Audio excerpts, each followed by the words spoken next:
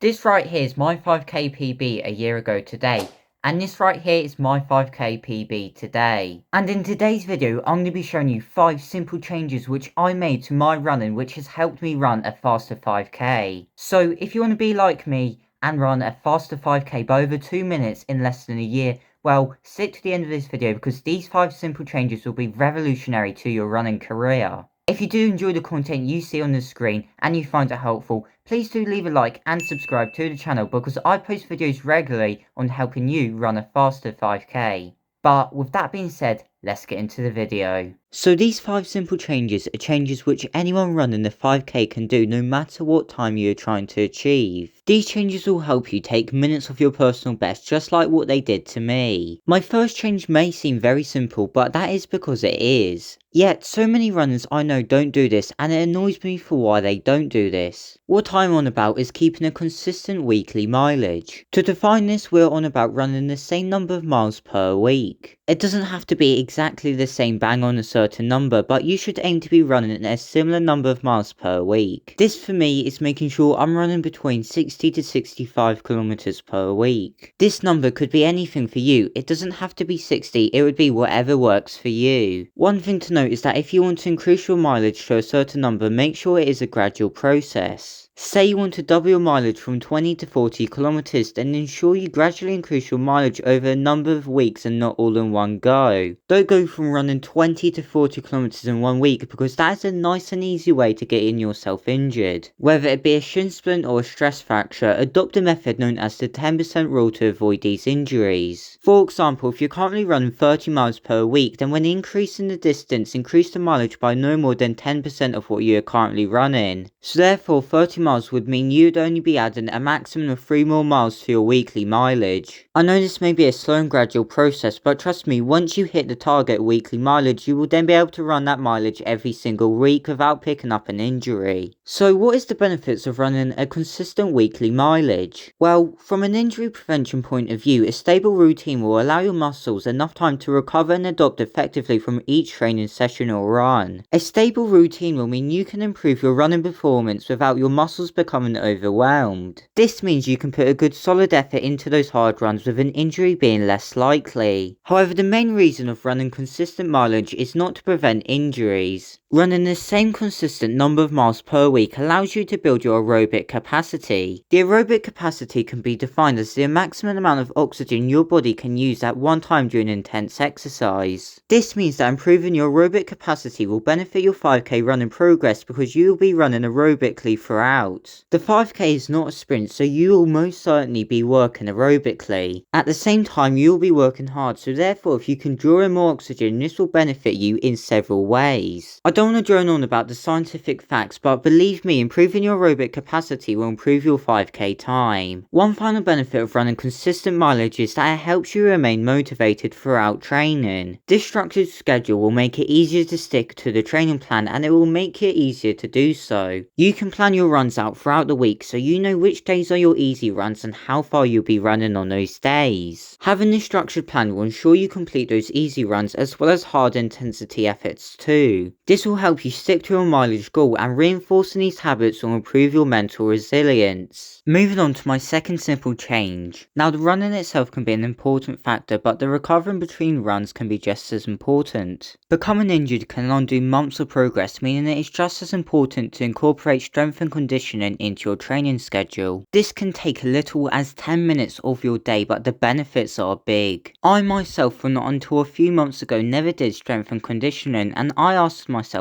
why. Stretching isn't hard to complete, it doesn't take long to complete, but strength and conditioning can have such a positive impact on your training. Strength and conditioning can be completed through various ways including stretching, plyometrics, weight training, foam rolling and much more. I will post more specific videos on strength and conditioning in the near future, so subscribe so you don't miss these videos. But for now, let's look at why we do strength and conditioning. The main reason why runners do strength and conditioning is to prevent injuries. Strength and conditioning aims aims to firstly recover the muscles after hard runs and secondly strengthen the muscles afterwards. This means we can stretch and relax muscles, which will help release any stiffness from their run, helping muscles to be able to recover for the next run. This will therefore mean the muscles will be recovered and the chances of a possible injury will have been lowered in the next run. Secondly, strengthening the muscles will improve joint stability and strengthening connective tissues. This will help in preventing common runners' injuries such as runner's knee. Another beneficial aspect of strength and conditioning is that you can target specific areas to help in preventing specific injuries. For example, you can do stretches that will prevent shin splints, another common injury amongst runners. There are many specific types of strength and conditioning which can suit specific needs. An example could be plyometrics, which can develop power and speed in every step, allowing you to run faster. Strength and conditioning focusing on the core can also improve this area, which brings me on to my third simple change, which is improving your running form. I can tell you now, my running form used to be absolutely horrific. My arms would swing around madly in all directions. Just looking at some of these videos from around a year ago, you can see why my running form wasn't ideal. Since then, I've done a lot to change this, and even though my running form isn't perfect now, there's been a lot of improvements. There's two main ways in which I've attempted to improve my running form. This can be seen through strength and conditioning. Firstly, doing workouts to improve my core, and secondly, lifting weights to strengthen my upper arms. Improving both these areas have helped me to improve my running form. This allowed to stabilize these areas, helping to improve my arm swing from before. Arm swing is an important factor when considering running form. If I was to improve my arm swing, this will mean unnecessary energy would not be wasted. A poor running form would mean more energy would be wasted, and this would mean we would have to work harder to run the same pace compared to someone with a good running form. Alternatively, someone with a good running form could stride more efficiently. Their cadence would allow each stride they take to be smoother and more efficient. This effectively means that they could run faster with less effort. If energy is wasted from a poor running form, this would mean fatigue is more likely to hit sooner. This suggests that a good running form does not only allow the runner to run faster, but to do so for longer. For myself, with my running times over the 5k, an improved running form has definitely translated to more PBs over the past year. Moving on to the fourth and penultimate point, this is a change which I know many people could benefit from. This fourth change is fueling properly. Now I know the 5k, it's not a marathon, you don't need to bring out the energy gels or running vest, but still, fueling for me, it's a simple change which has a big impact on how well I perform in a 5k race. Fueling for a 5k is about what's finding something that works for you. As we're only running a 5k, then we will be focusing on only properly fueling before the run. One thing which I've always done is make sure I stay hydrated with enough water. You may think that's pretty simple, but somehow I have seen some of my friends not drink any water before a race. And if you do the same, I would advise changing that. But with the obvious staying hydrated out of the way, let's look at what I would advise eating before a 5k race. I made this change, and for me it has been a game changer. Around 2 hours before the race, I like to have a bagel with peanut butter and honey contained inside of it. This is quite a good combo as we get a mix of carbs from the bagel which replenishes our glycogen store. This is pretty much the main source of energy muscles will use during races. Honey can provide quick digestible simple sugars for fast energy release to be available to be used during the race. And finally, peanut butter contains healthy fats and protein which can add calories to provide more energy to last for longer. For me, this meal is quite easy on the stomach, which is good because you definitely don't want to feel bloated before that 5k effort. At the same time, however, we have the energy and fuel needed for the 5k race. From my experience, after having this breakfast, I have felt more energized, and particularly by the later stages of the race. Before near the end of the 5k race, I started to slow down, but the bagel breakfast has allowed me to have that little bit more energy to sustain our target pace right to the very end. The difference could be seconds, but this could be the difference between whether or not you manage to beat your 5k PB. However, different ways of fueling can vary between runners, and this brings me nicely onto my final point, which is practicing racing the 5k before race day. This will allow you to experiment with different methods of preparation to find what is right for you. Practicing 5ks can help you to see stuff like what is the most effective way of fueling beforehand. Trust me, you don't want to be trying something new on race day. And the beauty of the 5k is that it's one of the only distances which you can run with others every single weekend. Of course, I am on about parkruns. I love parkruns, and if you know me well, then you would know I wouldn't miss a parkrun unless I literally had no choice but not to. If you live under a rock and somehow don't know what parkrun is a fun and a free 5k event which is held every Saturday at 9 AM. There are parkruns located all across the UK and many other countries too, so I doubt you'd need to travel more than 15 minutes to your nearest parkrun. Now, parkruns do make it very clear that the event is not a race but is a fun run. But still, you can use the parkrun to practice pace in a hard effort 5k to find out what is right for you. If you go out too hard, don't worry, you can just try a new strategy again next weekend. This allows you by race day to know a pacing strategy which will work for you, maximising the potential for a 5k PB. As well as this, parkruns have such a friendly atmosphere and I'm sure you'll be running with people no matter your speed. Parkruns are super inviting and you can run at any pace you wish. And I'm sure you'll meet some new friends along the way. Parkruns is what actually got me into running, and if it wasn't for parkruns I wouldn't be running today, let alone running a 17-minute 5k.